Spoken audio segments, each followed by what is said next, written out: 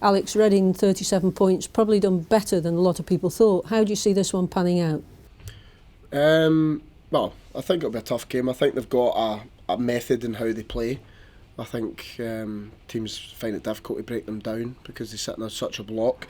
And I think they're a danger on the counter. I think they're a danger for set plays. They've got some big physical players. I watched the game back where we played them, and yeah, I thought we should have won the game, but we made an absolutely incredible error in the first 2 minutes of the match, and then when we did get the goal to go one each, I think Sam Clucas had a great chance where we cut it back onto his left foot and we should take the lead, and then we give a penalty away late in the game when we've got possession of the ball comfortably, and at that point then we sort of huffed and puffed after that, but we certainly done enough to win the game. I watched the game back, but yeah, so it's going to be a tough game. It's going to be fine margins in terms of who gets that first goal. I think that we know the threat that they're going to bring, but if we can move the ball well enough, move the ball quick enough, we can certainly create opportunities. You can also almost replay what you've said for a lot of the matches since you've come to this club where players have made daft mistakes, but consistency is the biggest problem, isn't it? Not just throughout this league, but for Stoke. Certainly for us, yeah. Yeah, to be honest, I felt watching that game as that's basically summed up our season at the moment, and the fact that there's some really good bits in there. We look a threat, we look as if we should score, we've got better territory, we've got better pressure, get more crosses into the box, more final third entries. A lot of the stuff that we're doing is of good quality, but ultimately sometimes it boils down to what happens in both boxes, and I think that's where we want to make sure that we've got that cutting edge. And more importantly, as you say, we want to cut out mistakes. I thought Sheffield United's second half, probably eliminating that first build phase, maybe helped us do that. So yeah, there's a lot for us to go through this week, getting prepared for the game. As you said, the second half at Sheffield United was much, much better.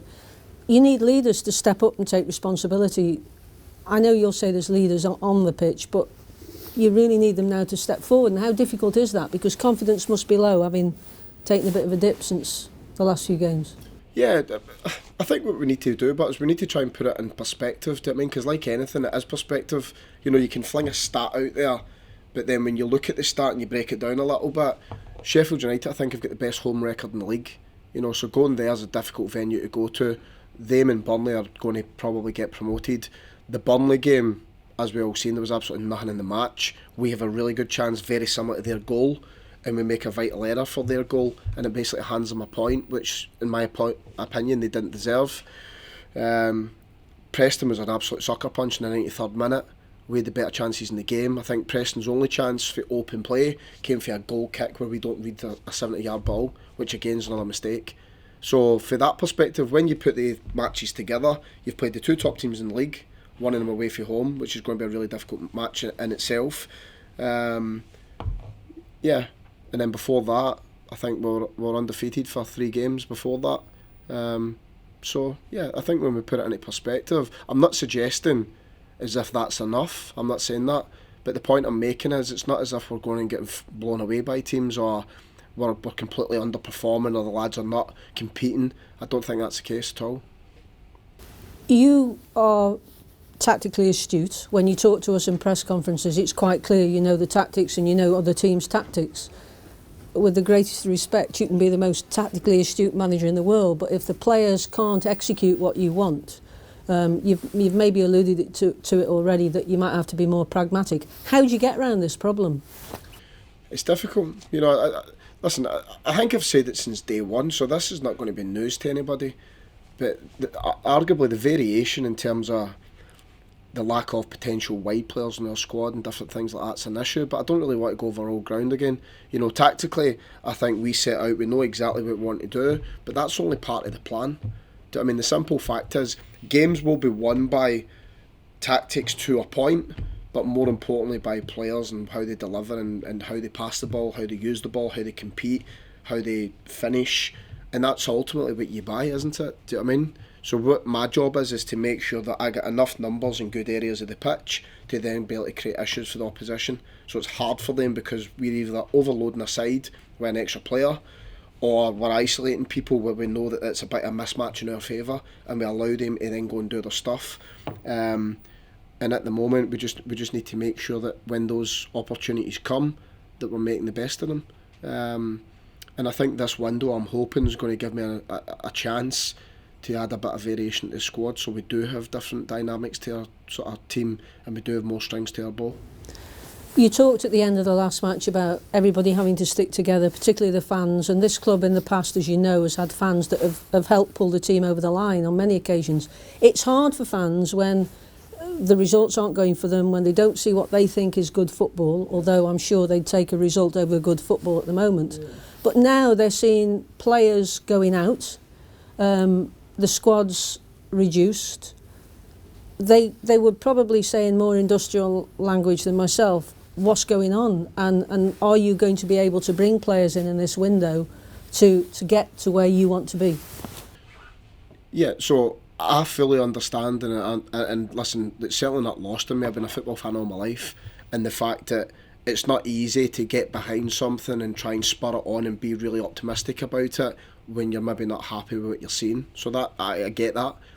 Ultimately, but if you're supporting the club and you're a fan of the club, which they all are, we need to get together because it's the best chance of us being successful, certainly in the short term. And then hopefully over the longer term, we can put all the blocks that we need in for long-term success. But at the moment, we need to focus on the short term in terms of what we do the next match, what we do the next day, what we look like going into these games that are coming up, because they're vitally important for us. So I get all that, but I'm not asking them to sort of cheer me or cheer specific players. I'm asking them to try and back the club, because at the moment we need as much support as possible, and I'll try and do as best I can, and I'm sure the players will do their bit as well.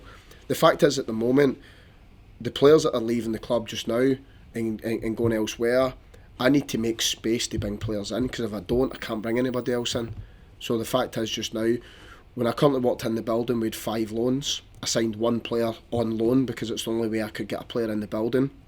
So then we had 6. You can only have 5 in any one squad, which means if I top people up, we're basically going to be paying people to sit in the stand, because I can't involve them because there's only 5 that can go in the match day squad. So some of the lads that have left have been through my decision in terms of, right, they need to go and play football elsewhere because it'll free up a spot for me to move. In Harry Clark's case, that decision was taken out of my hands because he's Arsenal's player and they chose to take him back so they could sell him on for a profit elsewhere. There's nothing we can do about that. And what it does do is it frees up some loan slots now for us to go and try and be active in the market and try and improve our squad. The people are already, there's all sorts of rumours, as there always is in transfer windows, of more players going out. Arguably at this moment in time, we all know you'd be looking to bring players in. Yeah. The squad's a bit weaker, isn't it? Yeah.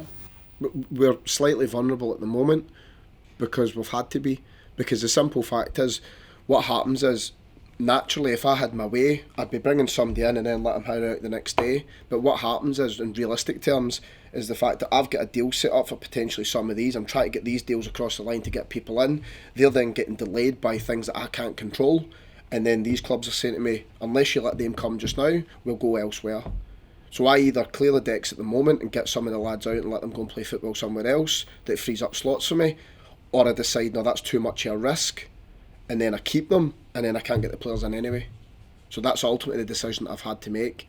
In my opinion, the best thing for us to do, because we need to get some fresh faces in the building. So I've needed to let these lads go so I can create the space for us to bring people in. And that's where we currently are. Are you confident that you'll be able to bring people in before the window closes? Yes, we will sign players in this window without a shadow of a doubt. How many, I'm not quite sure. I'm hoping it's what I would like, which I'm not going to tell you before you ask. But I've got target areas, I've got target players that we are currently pursuing and we're trying to get done. And if we can get them in, I think we'll be in a very good place at the end of it.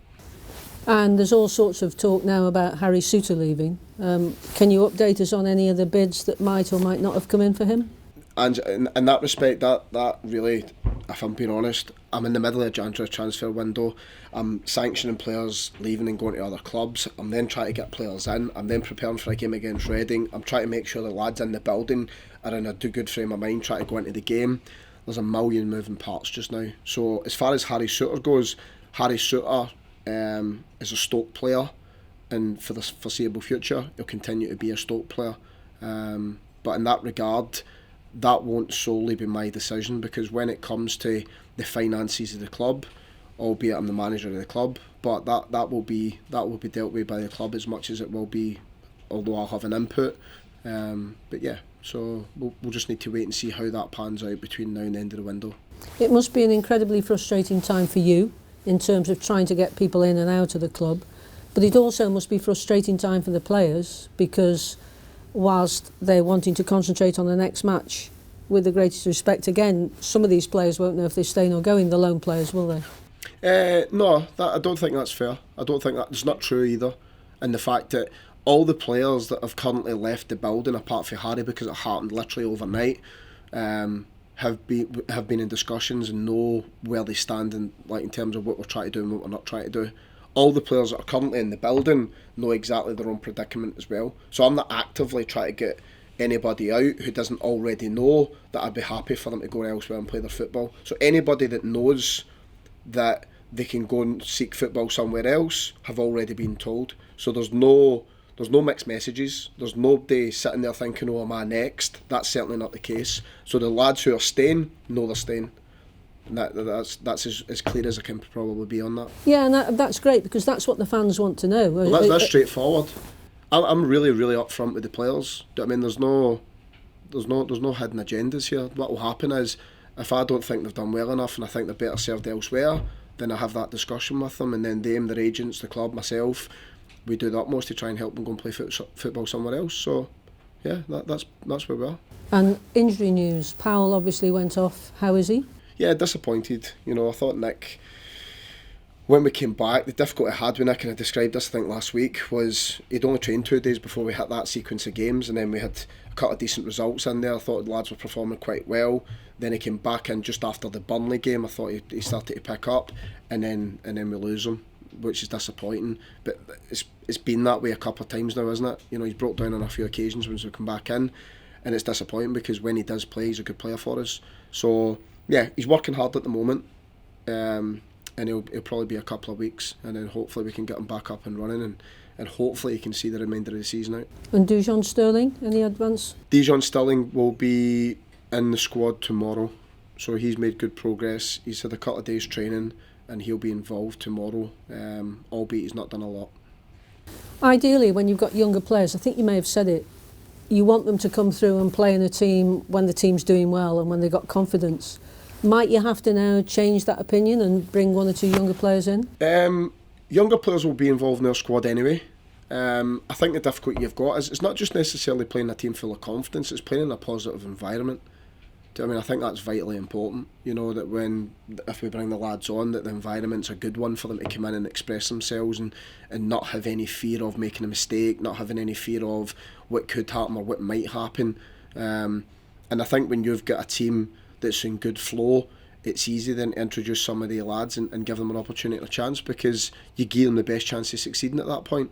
So what I will say is I wouldn't rule out bringing any of the younger lads in if I felt that we were better served with them in the team.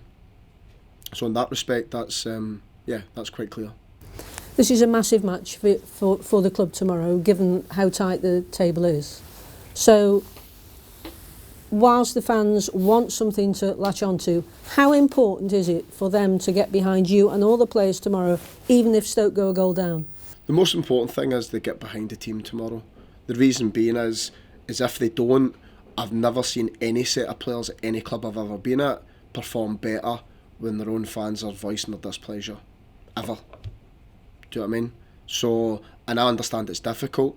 I'm not trying to make it out as if it's easy. I'm not putting any burden or any sort of blame on the fans in any way, shape or form. I think it would be really helpful for us is if everybody was united, and hopefully we'll see the lads put everything into the game, and then it shouldn't be too difficult to get behind the team at that point.